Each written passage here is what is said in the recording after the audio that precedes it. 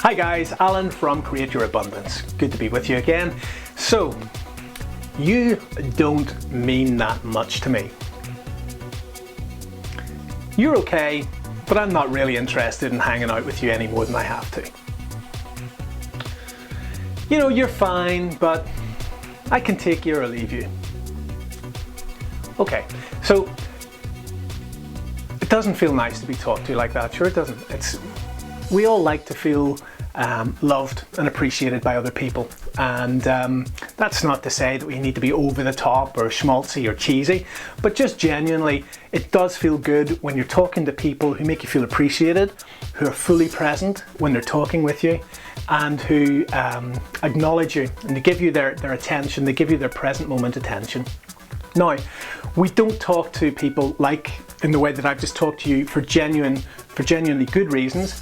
And I opened this little video blog with that kind of confrontational way so that you would feel what I'm talking about rather than just discuss it together. Why is it okay for us to talk that way to money? So many people, and I've been really, a party to this myself in the past.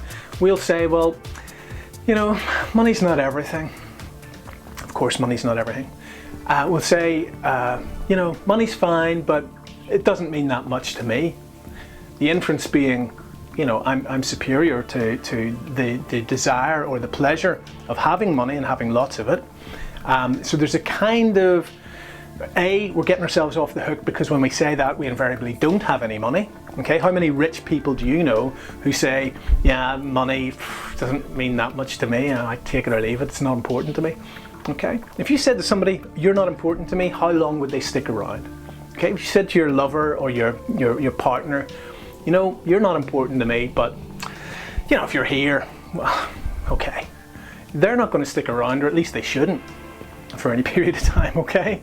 So why do we expect money to come into our lives if we're constantly taking this kind of this faux spiritual position of, well, money's beneath my dignity, or I don't really care for money, or money's not very important?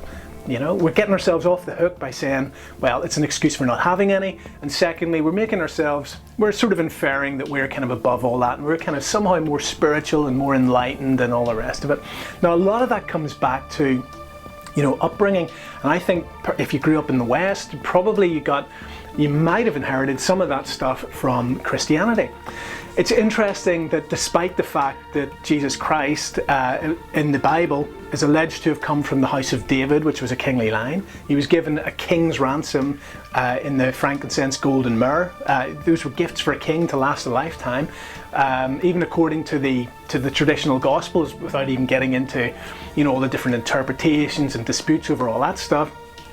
We're led to believe that his uncle was Joseph of Arimathea, who was probably one of the wealthiest traders in the world, and some people say that he owned the tin mines in England and so on and so forth.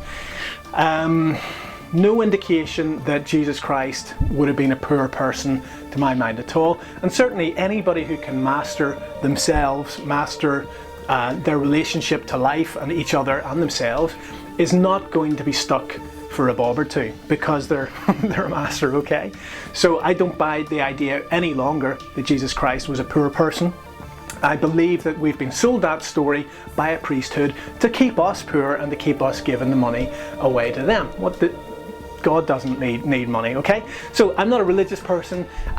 This isn't a religious debate. I respect people's religious views, and that's none of my business, but all I'm simply pointing out is a mythology that we've been given, or a story that we've been given, whether it's historically true or not, that certainly suits an elite group because it keeps us pliant, giving our power away, and that can suit hierarchies very, very nicely. So I just thought it might be worth reflecting on that together, reflecting on some of the assumptions we have about money, about spirituality.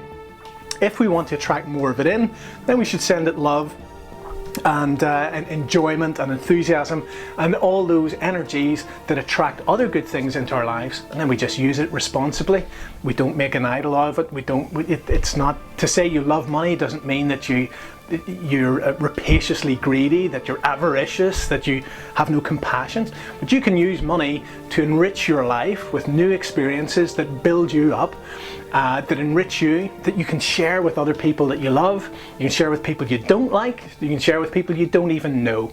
And you can use that power, that energy, very, very consciously and very effectively and very ethically. But you can't do that if you don't have any. So personally, I love money, I welcome money, I'm going to use it consciously, and I'm going to use it generously to better myself and to better the life experience of others.